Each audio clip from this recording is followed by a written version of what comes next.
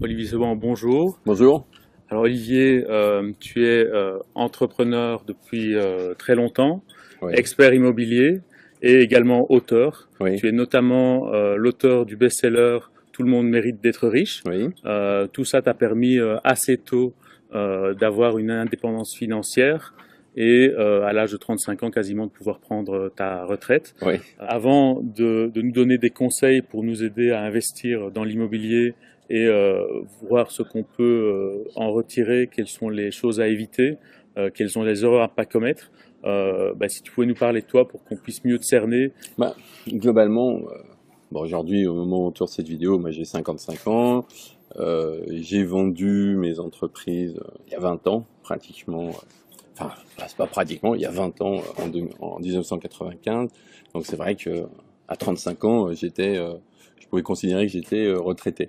Bon, c'est pas parce que tu as 35 ans que tu as touché un peu d'argent que tu dois obligatoirement t'arrêter de vivre ou de faire des choses. Donc, comme j'étais déjà investisseur immobilier, j'ai continué mes achats, j'ai continué à développer mon patrimoine. Bon, ce qui m'a amené à développer des techniques d'acquisition, de revente, avec un objectif, gagner de l'argent avec l'immobilier. Mais donc aujourd'hui, bon, il est vrai que je suis toujours investisseur et que je redistribue mon savoir au travers de formations. Donc j'explique comment aux gens on gagne de l'argent dans l'immobilier et ce qui est ma deuxième façon de gagner de l'argent dans l'immobilier. Qu'est-ce que qu'est-ce qu'un investisseur qui suit tes formations peut apprendre dans ces formations? Bah, fondamentalement, il faut être conscient d'une chose, c'est que ça va peut-être choquer des gens, mais je n'ai rien inventé. Et une formation, les formations que je propose, ce ne sont ni plus ni moins que des accélérateurs. C'est-à-dire que toute l'expérience que j'ai acquise depuis 1988, parce que c'est la première fois où j'ai acheté de l'immobilier, eh bien, toute cette expérience, eh bien, je la redistribue au travers de formations. Donc c'est un accélérateur, même si j'ai des formations, suivant les cas, qui durent 30 heures, 40 heures, bon, j'ai différents formats. Bah, c'est clair que moi, je fais en sorte de délivrer un maximum d'informations pour qui ne font que relater mon parcours. Donc, faites pas ces erreurs, ne faites pas ci, ne faites pas ça, faites ça, achetez, revendez de cette façon, etc., etc. Pourquoi? Parce que il y a un truc qui est très bête, c'est que dans l'immobilier, euh, ce que tu sais vaut des dizaines, voire des centaines de milliers d'euros. Et c'est-à-dire aussi que toutes les erreurs que tu fais, c'est-à-dire qui sont dues à des actions qui sont entreprises sans savoir ce que l'on sait, sans savoir ce qu'on fait réellement, bah, ça nous fait perdre aussi des dizaines, voire des centaines de milliers d'euros. Donc, bien sûr, aujourd'hui, je fais de la formation, encore une fois, je redistribue mon savoir, mais c'est une réalité. Il y a tellement de gens qui achètent de l'immobilier, qui pensent que c'est facile. Fondamentalement, c'est pas difficile. Ce que je dis souvent, c'est l'immobilier, c'est simple, mais c'est pas facile. On pourrait dire le contraire, hein. Ce serait exactement la même chose. Mais il y a beaucoup de gens qui savent acheter de l'immobilier. C'est-à-dire, tout le monde sait que il suffit de trouver un appartement qui nous intéresse, d'aller voir la banque, de passer chez le notaire, prendre les clés, on est propriétaire. Mais ça garantira jamais que vous allez gagner de l'argent avec l'immobilier. Donc, moi, je dirais, ce que je rajoute, la touche que je rajoute dans ce processus, c'est que moi, je vous explique qu'est-ce qu'il faut faire pour gagner de l'argent en achetant peut-être le même appartement ou en trouvant un autre, parce que celui qui a l'air de vous plaire, bah, c'est peut-être un mauvais plan, quoi, hein, et qui va vous faire perdre de l'argent. Donc voilà, c'est la différence fondamentale. D'ailleurs, je pourrais compléter autrement, c'est que la différence fondamentale entre les gens qui achètent de l'immobilier et les gens qui gagnent de l'argent dans l'immobilier, c'est que ceux qui gagnent de l'argent, ils en savent plus que les autres. C'est aussi bête que ça. Parce que même moi, je veux dire, quoi, même si j'ai fait des dizaines, voire centaines de transactions, je suis obligé de trouver un appartement qui me convient, en l'occurrence une bonne affaire. Bon, le financement aujourd'hui, j'achète cash. Pour être très honnête, je ne fais plus de crédit parce que, bon, ok, j'ai un Pas patrimoine encore donné à tout le monde. qui me permet, Pas mais bon, ok, Ouais. mais allez, on va dire que c'était il y a 20 ans, ok, bah, j'avais le même problème, et que je trouve un appartement, que je le finance, que j'aille chez le notaire pour avoir les clés. Mais peut-être parce que j'en savais un peu plus, ça me permettait, et j'avais plus de chances de gagner de l'argent. Mais il ne faut pas croire que je n'ai pas fait d'erreurs. J'ai fait des erreurs. J'ai perdu de l'argent, je me rappelle, sur 2 opérations. et d'ailleurs, peut-être ça peut intéresser les gens, mais je vais vous dire, c'est-à-dire que comment j'ai perdu de l'argent, c'est je m'étais fixé des règles. C'est-à-dire que moi, je suis né à Paris, j'achetais beaucoup à Paris au début de ma carrière, et je me disais, j'achète que des appartements dans des immeubles en pierre de taille, minimum, pardon, au premier étage, ça veut dire que je n'achetais pas de rez-de-chaussée, et voilà. Ou si ça dépassait le troisième, il fallait qu'il y ait un ascenseur. Voilà, ça c'était mes règles. Et bien, 2 fois je suis sorti de mes règles, 2 fois j'ai perdu de l'argent.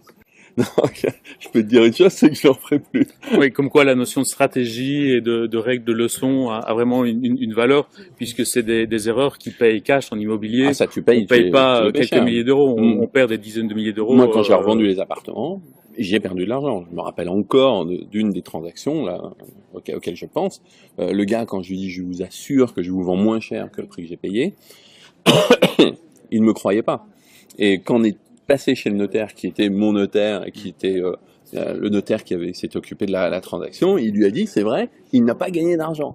Donc ça, concrètement, c'est ce qu'on veut éviter. Si on prend l'un ou l'autre exemple d'élève qui a suivi ta formation, quel type de résultat on peut espérer atteindre, sur quelle durée Bah, c'est très variable, mais ça dépend essentiellement de la volonté des gens. Parce que c'est bien beau, hein. Moi je dis toujours une chose, c'est je peux vous apprendre à devenir millionnaire immobilier, mais je pourrai jamais le faire pour vous. Donc il faut déjà avoir la volonté de vouloir faire les choses. Bon, moi j'ai des élèves, il y en a à qui j'ai enseigné certaines techniques, que je dévoile dans mes formations. Il y en a que j'ai coaché personnellement. Bon, je sais pas, je peux te dire, je pense à un qui s'appelle Jean. Jean, tu vois, il a démarré avec un salaire de 2500 euros. Eh bien, en 2 ans, il a acheté 2 appartements et il les exploite sous forme de location saisonnière un peu spéciale. Bon, c'est un peu long à expliquer. Mais comment dire, en les exploitant et après avoir tout payé, ses crédits, en ayant tout payé, il lui reste 5000 euros par mois. C'est-à-dire Ouais, 2 fois son salaire. Pas rien. En ayant tout payé, hein, les crédits, les impôts, tout ça. Donc voilà. Alors, ok, peut-être lui, il est très très fort, peut-être. J'ai une autre, par exemple, une élève à moi qui a 23 ans, Léa, elle a 23 ans, donc comme je viens de le dire, elle a déjà acheté 4 appartements. Wow, c'est pas rien. Ouais, tu vois. Elle a peut-être des facilités financières particulières. Rien du tout, rien du tout, rien du tout. Non, parce qu'il y a beaucoup de gens qui pensent, en tout cas en France, qu'on ne peut pas acheter sans apport. Ce qui est complètement faux. C'est complètement faux. On peut, en France, acheter sans faire aucun apport. On peut même emprunter les frais de notaire. Et même, dans ma formation, ce que j'explique, qu'il y a des ruses pour pas payer les frais de notaire. En réalité, on doit toujours les payer, mais on peut les faire payer par quelqu'un d'autre. Mais ça c'est des stratégies. Et bon voilà, quand tu sais faire ça, bah ok, bah ça t'ouvre d'autres portes automatiquement. Il est clair que tu vois, je reprends le cas de Jean qui gagne 2500 euros dans son job, enfin là il va donner sa dème, et puis il gagne 5000 euros juste avec ses revenus locatifs. Il est clair que ça change sa vie. Parce que au lieu d'aller au boulot tous les jours de 8h à 18h, bah, il gagne son argent autrement. Alors bien sûr, il y a du boulot à faire, hein. Il gère ses appartements, il gère ses locataires, et tout ça, c'est vrai. Mais il les gère pas de 8h à 18h.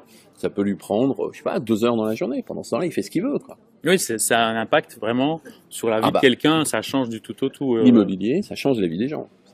L'immobilier change la vie des gens, en bien ou en mal. Quand vous savez faire des bonnes affaires, vous changez votre vie en bien. Quand vous savez faire quand vous faites des mauvaises affaires, vous la changez en mal. Et puis le cas type en France, il y a des programmes de défiscalisation. En ce moment, il y avait du Duflot, maintenant c'est du Pinel. Avant, c'était la loi Robien et tout ça. Il y a plein de gens qui se font avoir et qui se disent, bah ouais, on va dire, je vais payer moins d'impôts. En réalité, ils se font, excusez-moi du terme, mais ils se font entuber parce que certes, ils payent un peu moins d'impôts, mais ils ont payé le bien généralement 25% plus cher, et chaque mois, ils doivent remettre de l'argent de leur poche. Alors, c'est-à-dire que si quelqu'un, il gagnait, je sais pas, 2000 euros par mois, et qu'il doit remettre 300 euros de sa poche pour payer le crédit, bah, il gagne plus 2000 euros, il en gagne 1700. En réalité, il lui reste 1700 pour lui, pour vivre. Donc, ça, c'est des erreurs fondamentales, des erreurs qu'il faut éviter. Pour toi également, ça doit changer ta vie, parce qu'effectivement, financièrement, c'est plus là que tu vas vraiment rechercher quelque chose, bien que c'est toujours sans doute une recherche perpétuelle, mais d'avoir un impact comme ça sur les jeunes dont tu parlais dans tes exemples d'élèves Ouais. qui ont réussi. Pour toi, ça doit changer quelque chose également. Qu'est-ce que Oh, qu'est-ce que ça change? Honnêtement, on est fier de soi, hein, parce qu'on se dit, j'ai pu aider des gens à changer leur vie, à avoir plus de choses, et leur montrer qu'ils peuvent avoir quelque chose et faire autre chose de leur vie que ce que leur ont dit leurs parents. Tu vois, par exemple, j'ai une autre élève qui s'appelle Audrey, ses parents lui disaient, non, non, fais jamais ça, tu vas te planter, tu vas te planter. La fille aujourd'hui, tu vois, elle est fonctionnaire, elle gagne 1500 ou 1400 euros par mois, elle est propriétaire de 3 appartements. Mm. Alors, tu vois, donc, c'est-à-dire le boulot, ça c'est une des personnes que j'ai coachées, le boulot ça a été de dire non, non, arrête d'écouter tes parents. Je sais que c'est difficile, moi je suis un étranger, mais arrête d'écouter tes parents, c'est des conneries ce qu'ils te racontent. Et le résultat il est là. Aujourd'hui, elle a 3 appartements, au niveau en revenus ça lui rapporte plus que son salaire, bah, elle aussi, elle pense qu'à une chose, c'est donner sa démission, quoi. Mm. Et ça arrivera. Donc, parce qu'elle a encore d'autres choses à faire. Elle a besoin d'être sécurisée. Elle en veut encore un autre, un quatrième. Donc, elle va utiliser son job, son contrat de travail en étant fonctionnaire pour pouvoir acheter le quatrième. Et après, elle dit au revoir tout le monde. Et je dirais ce qui caractérise ces différentes personnes, c'est quelque part qu'elles sont à un moment donné, elles ont décidé de passer à l'action et de faire quelque chose C'est exactement. plutôt que de suivre un schéma. C'est exactement ça. schéma C'est-à-dire suivi par qu'elles tout le ont monde. décidé de passer à l'action et elles ont dit qu'elles allaient faire les choses. Parce que c'est bien beau de savoir ce que vous devez faire, mais si vous ne mettez pas en application ce que vous savez faire, ce que vous avez appris, bah ça va rester que de l'information et votre portefeuille ne va pas se remplir parce que vous savez acheter un appartement. Non, pour gagner de l'argent, il va falloir l'acheter réellement.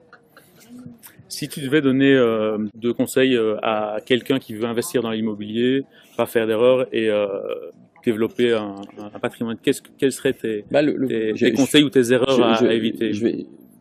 Le conseil il va être en forme d'évitement d'erreur. Alors, 2 choses. Le premier, c'est apprendre à investir avant d'investir. Je l'ai dit tout à l'heure, ce que vous savez dans l'immobilier, ce que tu sais, ce que je sais, ce que mes élèves savent dans l'immobilier, vaut des dizaines de milliers d'euros au moment de l'achat. Et lorsque tu as fini de payer l'appartement, il en vaut des centaines de milliers. Voilà, tout simplement.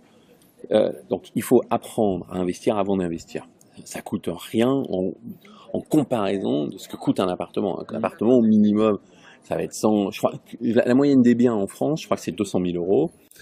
Voilà, hein, je veux dire, si tu sais gagner 20% sur un achat d'un bien à 40 000, à 200 000 euros, pardon, bah ça représente 40 000 euros. Et quand tu le fais 3 fois, 4 fois, je sais pas, dans un laps de temps de 5 ans, 4 fois 40 000, ça fait 160 000 dans ta poche. Oui, en Belgique, c'est le même genre de budget. Bien sûr, donc automatiquement, ça change la vie des gens. Hein. Si les 40 000, tu dois les sortir de ta poche, un appartement, si tu l'as mal acheté, et puis que tu l'as acheté 200 000, et puis qu'il te coûte, je sais pas, 4 000 euros par an en plus, sur 10 ans, il te coûte 40 000 euros, c'est-à-dire que tu l'as pas acheté 200 000, tu l'as acheté 240 000. Donc, apprendre à investir avant d'investir. Alors je sais, on va me dire ouais mais lui il vend des formations sur l'immobilier. Oui c'est vrai, je le dis volontiers. Mais je peux vous dire autre chose, c'est que ce que j'apprends aux gens, ça leur évite beaucoup d'erreurs.